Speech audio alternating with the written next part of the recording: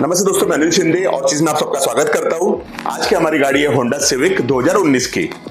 इस गाड़ी में हम कंप्लीट इंटीरियर कस्टमाइजेशन करने जा रहे हैं। इसके लिए हम ले रहे हैं हमारे पॉपी सीरीज का N02 मिल्ड्यू कलर और N07 डार्क टाइम कलर, और इस बार हम वुड फिनिश का जगह लेने वाले हैं पियानो ब्राउन। आइए गाड़ी देखते हैं।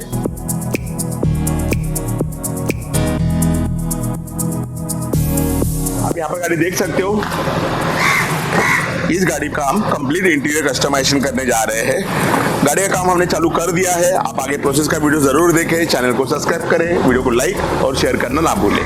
Thank you very much.